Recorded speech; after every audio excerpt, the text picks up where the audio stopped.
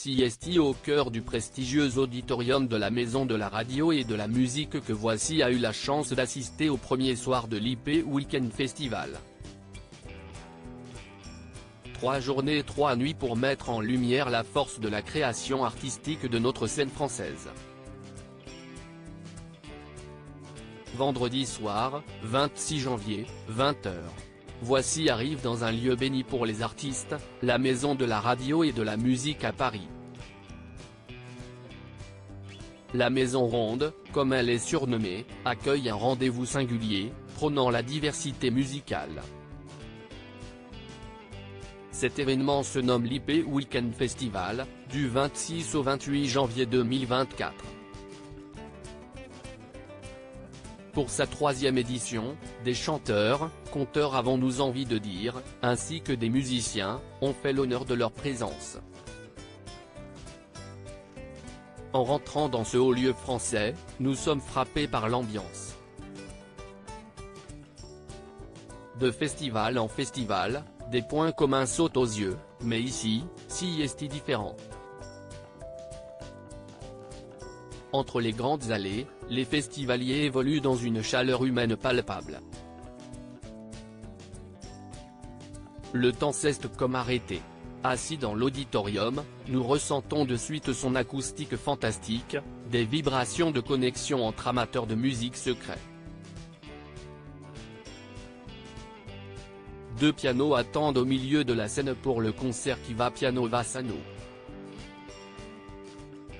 Alchimie musicale entre parité, diversité et inclusivité, ce sont les textes du jeune Claude qui ouvrent le show.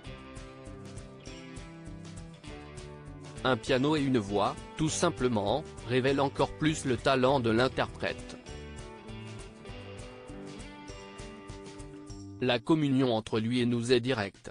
Puis arrive Meryl, qui mêle trap, reggae et pop.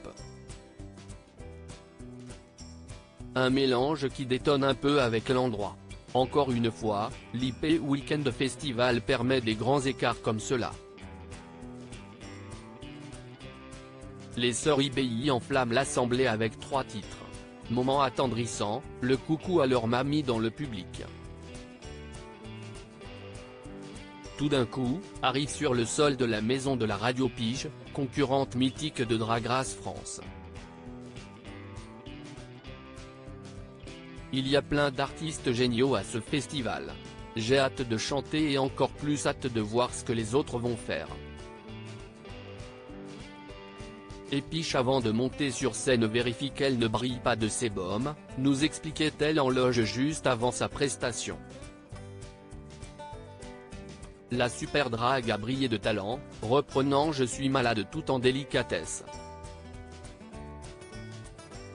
L'iconique Sheila a quant à elle repris son tube Spacer. Le piano donnant une nouvelle facette à ce titre. La chanteuse s'est même adonnée à quelques pas de danse.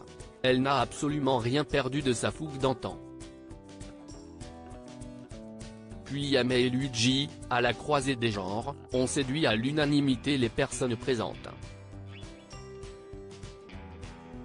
Le concert s'est terminé sur une Alista Lioni, sortant de la pièce de théâtre Veldiv, pour partager son don au piano et une Camélia Jordana, ensorcelante, reprenant un chant de mariage palestinien, et pour clore Et si tu n'existais pas.